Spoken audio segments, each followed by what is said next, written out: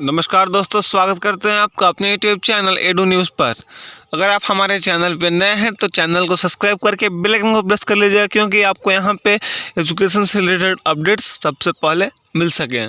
चलिए आज हम जानेंगे यूपीपीएससी प्री के बारे में कि यूपीपीएससी प्री के लिए आप कौन सी बुक्स पढ़ें जिससे आपका तैयारी पुरजोर होगा। पुरजोर कोशिश से आप यूपीपीएससी का प्रारंभिक परीक्षा को क्रैक कर सकते हैं, यूपीपीएससी प्रीलिम्स पेपर को।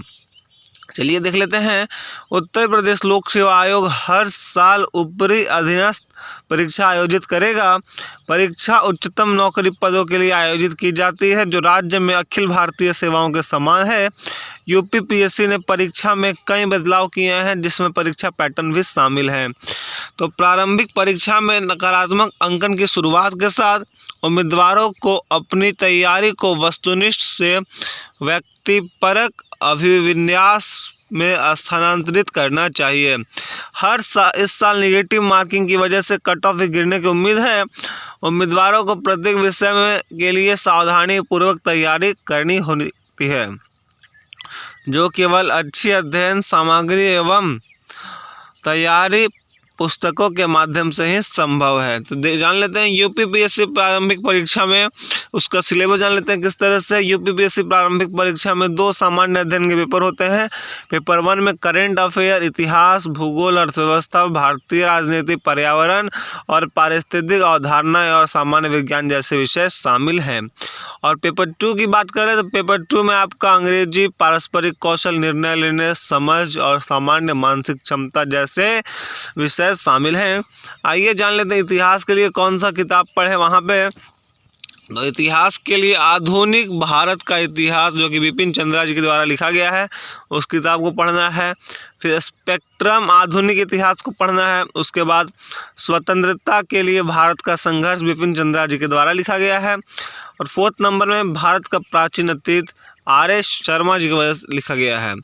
अब 5th किताब की बात कर लेते हैं तो मध्यकालीन भारत का इतिहास, जो कि सतीश चंद्र की किताब पढ़नी है।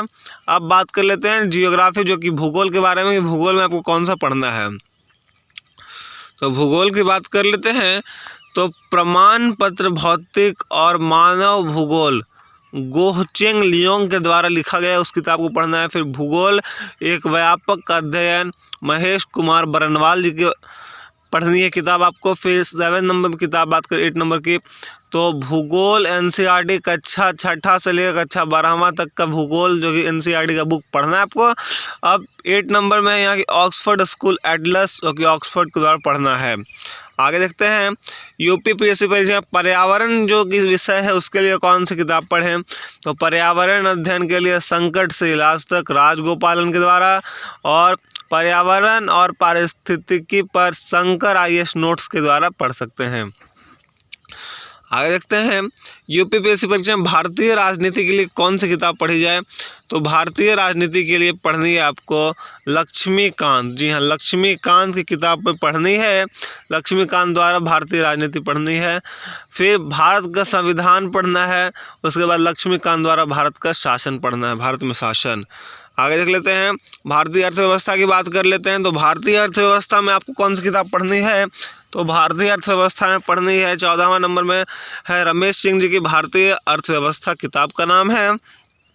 फिर आर्थिक सर्वेक्षण पढ़ना है और उत्तर प्रदेश वर्ष पुस्तिका को पढ़नी है, जो कि 60 नंबर में है।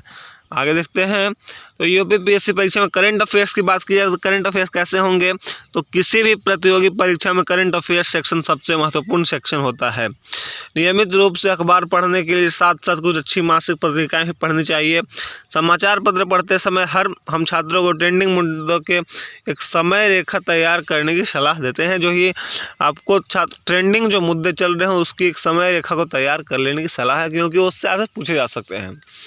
अब आगे देखते हैं मासिक पत्रिकाएं पढ़नी है और आपको पढ़नी है 20 नंबर करंट अफेयर, जो कि अरिहंत प्रकाशन के द्वारा प्रकाशित की जाती है।